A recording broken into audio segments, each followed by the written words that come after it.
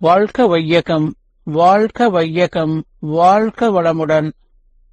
அருளாசன் அருள் தந்தை வேதாத்திரி மகரிஷி அவர்களும் இறைநிலையும் என்னுள் சூக்குமமாக எழுந்தருளி 4/8/2024 ஞாயிற்றுக்கிழமை இன்றைய நாட்காட்டி வரிகளுக்கான கவிவரிகளையும் அதற்கான விளக்கத்தையும் சிறப்பிக்க வேண்டுமாய் சங்கல்பம் மேற்கொள்கிறேன். அனைவரையும் பணிவோடு முதற்கண் வணங்கி ஆரம்பிக்கலாம் என்றிருக்கிறேன். அனைவருக்கும் இனிய காலை வணக்கம். வாழ்க வளமுடன். சாமிஜியினுடைய இன்றைய நாட்காட்டி வரிகள் கற்பகம், கற்பு பிளஸ் அகம், உறுதியும் ஒழுக்கமும் பெற்ற ஆன்மாவின் உயர்ந்த நிலை என்று சாமிஜி இந்த நாட்காட்டி வரிகள் கொடுத்திருக்காங்க. இதற்கான கவிதை வரிகள்: அறிவதனை கருவினிலை இணைத்துதவும் ஆற்ற ஐம்புலன்கள் அமைதி பெறும் அருகுணமும் சீராம் அறிவதன் வெடிப்பு நிலை பிறலாத தெரிவில் 5 பெறும் படிச்செயல்கள் விளைய வழியது அறிவு உயிரில் அடங்கி அந்நிலையில் மேலும் ஆழ்ந்து ஒடுங்கி துரியம் நிற்க முன்வினைகள் போமே. அறிவு துரியாதீத நிலை நிற்க நிற்க ஆதியாம் மெய்ப்பொருளாம் அரும்பிறவி தொடர் என்று ஒரு பாடல சொல்லியிருக்காங்க. இன்னொரு பாடல வித்து நிலம் உரம் தண்ணீர் காவல் கேற்ப விளைவு தரும் அதுபோல் உனக்கு ஆசான் அத்துவித தத்துவ வித்தறிவு இட்டால் அவை ஒழுக்கம் என்ற உரம் அறிவை ஒன்றி நித்துதவம் ஆராய்ச்சி என்னும் தண்ணீர் நீ சலனமுற்று அருகுணங்களாக வித்தை என்னும் காவல் இவை அனைத்தும் வேண்டும் விளைவாக நீ அடையும் கனியே ஞானம் என்று சாமிஜி இந்த 2 பாடல் கொடுத்திருக்கிறாங்க. சாமி சொல்லுவாங்க, நாட்காட்டி வரிகள் என்ன சொல்றாங்க? கற்பகம், கற்பு பிளஸ் அகம், கற்பகம். சாமி சொல்லும்போது காமதேனு, கற்பகம், சிந்தாமணி. காமதேனு என்பது இந்த உடலளவுல எல்லை கட்டிக் கொண்டு வாழக்கூடிய ஒரு வாழ்க்கை. கற்பகம், நாம இந்த உடலுக்கு உயிருக்கு மூலமான அந்த இறைநிலையை உணர்ந்த நிலை. சிந்தாமணி, எப்பவுமே நாம் தான் இறைவன், இறைவனை அனைத்துமாக இந்த பிரபஞ்சமாகவும் உயிர்களாகவும் பரிணமித்திருக்கிறது என்ற அந்த பேருண்மையோடு மனதை நிறுத்தி வாழக்கூடிய மகான்கள் இல்லை. இன்றைக்கு காமதேனு, கற்பகம் என்ற அந்த 2 மட்டும் நாம விரிவாக பார்ப்போங்க. வாழ்க்கை தத்துவத்துல அறிவின் உயர்வு படிகள் 3 என்று சாமிஜி சொல்றாங்க. நம்பிக்கை, விளக்கம், முழுமை. நாம பழக்க வழி நம்பிக்கையோடு வாழ்ந்து கொண்டிருக்கிறோம்.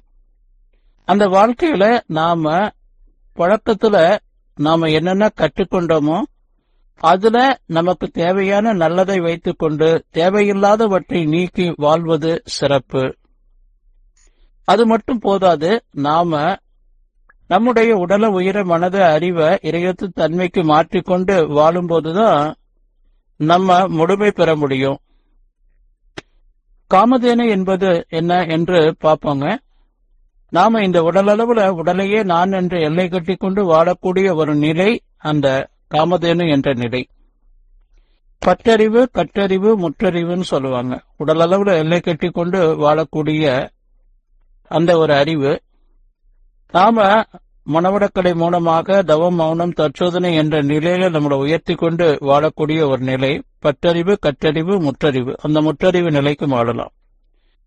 சூழும் சூக்குமம் காரணம். அதே போல உடல் உயிர் மெய் என்று சாமிஜி சொல்லுவாங்க. இப்ப காமதேனு என்பது இந்த உடலையே நான் என்ற அளவுல எல்லை கட்டிக் கொண்டு 6 குண வயப்பட்டு பேராசை, சினம், கடும்பற்று, முறையற்ற பால் கவர்ச்சி, உயர்வு தாழ்வு மனப்பான்மை, வஞ்சம், இது 6 வந்ததுன்னா இன்னும் 4 வந்துடும். அச்சம், அவமானம், அதிகார போதை, தற்பெருமை என்று இதை சாமிஜி சொல்லுவாங்க.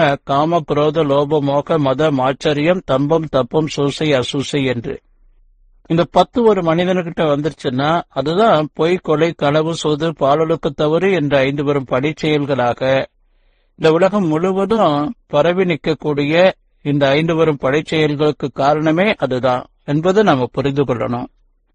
அப்போ நாம இந்த உடலளவுல உள்ள பற்று நீங்கி புருவ மத்தியான அந்த அறிவு மையத்திலையும் உயிர் விரிவு மையமான துரியத்திலையும் அதே போல நம்ம சித்தவெளி இணைப்போடு நாம வாடும்போதுதான் அதுதான் கற்பகம். நாம நம்முடைய இந்த உடலுக்கு, உயிருக்கு, மனதுக்கு, அறிவுக்கு, அனைத்து தோற்றங்களுக்கும் அனைத்து உயிர்களுக்கும் மூலமான அந்த இறை நிலையை 2 கரைந்து கலந்து உறைந்து அப்படியே பற்றி கொண்டு வாழக்கூடிய அந்த நிலை கற்பகம். அப்ப அந்த நிலையில உயர்வதற்கு தான் சுவாமிஜி நமக்கு மனவளக்கலை பயிற்சி கொடுத்திருக்கிறாங்க. இந்த குழந்தை பிராயத்துல குழந்தை வளர்ந்து வரக்கூடிய அந்த காலகட்டங்களிலேயே உணர்வு தெரிஞ்ச நாள்லேயே உடற்பயிற்சியும் ஒழுக்க பழக்கத்துக்கான அந்த அறிவாட்சி தரத்துக்கான அந்த பழக்கத்தையும் அவங்க கற்று வளரும் போது பருவமடைகிற பெண் 14 வயது நிரம்பிய ஆண்கள் இருவருக்கும் அந்த உயர்நல பயிற்சியையும் தியான பயிற்சியான மனதுக்கான தியான பயிற்சியையும் தற்சோதனை பயிற்சியையும் அவங்க பெறும்போது தங்களை அவங்க முழுமைப்படுத்திக் கொள்ளலாம். அந்த இறைநிலையாக மாறி நின்று கற்பு பிளஸ் அகம், உறுதியும் ஒழுக்கமும் பெற்ற ஆன்மாவின் உயர்ந்த நிலை என்று சாமி சொல்லக்கூடிய அந்த நிலை ஒவ்வொரு தனி மனிதரும் பெறலாம் என்று சொல்லி நன்றியோடு நிறைவு செய்து கொண்ட இன்றைய சிந்தனையை வாழ்க வளமுடன், வாழ்க வளமுடன், வாழ்க வளமுடன்.